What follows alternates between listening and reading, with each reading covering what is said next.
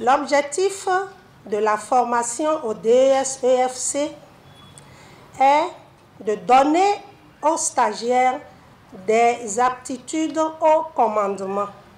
Ce 3 octobre 2024, l'École nationale des eaux, forêts et chasses a célébré la fin de la deuxième promotion du diplôme d'études supérieures des eaux, forêts et chasses, DES-EFC. Cette cérémonie a réuni des acteurs clés du secteur, soulignant l'importance essentielle de la formation pour une gestion durable des ressources naturelles.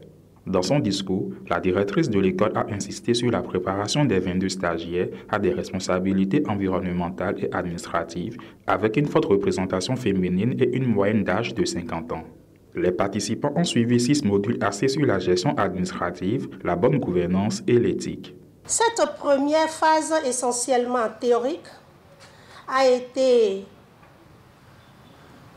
suivie d'une phase de recherche et de rédaction de rapports, d'études de cas, d'intérêt pour l'administration forestière.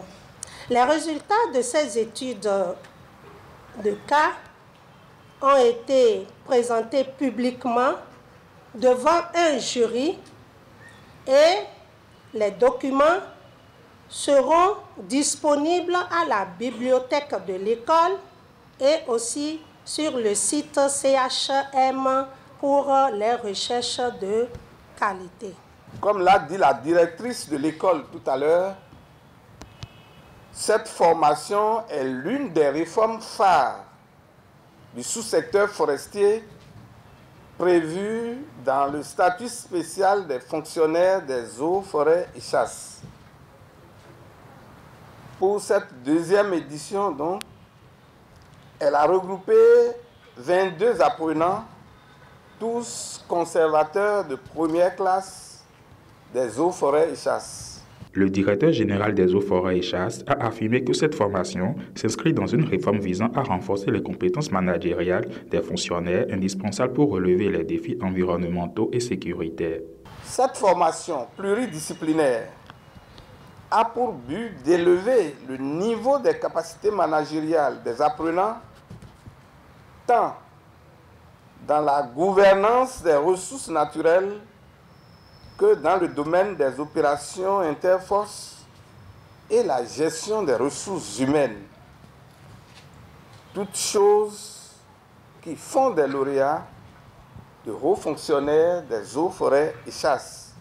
Chers récipiendaires, il est attendu de vous, après votre formation, des aptitudes spéciales qui vous distinguent particulièrement.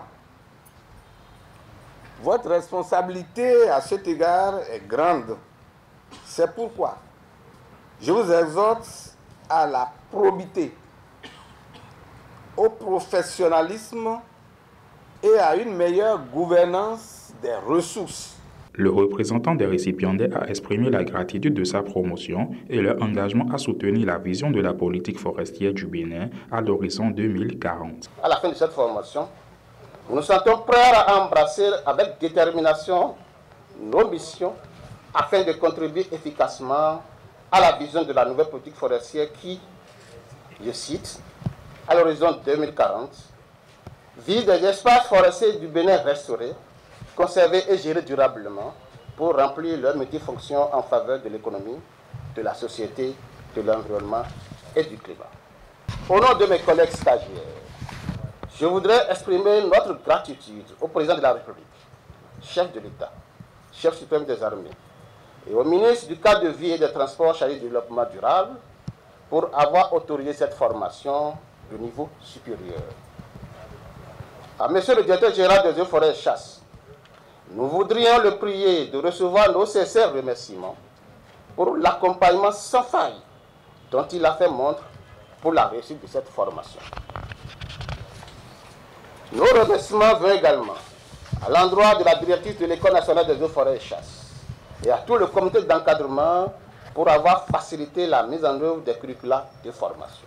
En conclusion, le représentant du ministre du cadre de vie a souligné les efforts collectifs ayant permis d'atteindre cet objectif. Nous voici donc à la fin de cette formation qui a nécessité sûrement beaucoup d'efforts d'endurance, de sacrifices consentis tant par les apprenants que par les responsables de l'administration forestière, y compris ceux de l'école forestière, et j'ajouterai, y compris vos épouses et vos époux. Avec des conservateurs aguerris, le Bénin se positionne pour relever les défis de la gestion de ses ressources naturelles, alliant durabilité et innovation.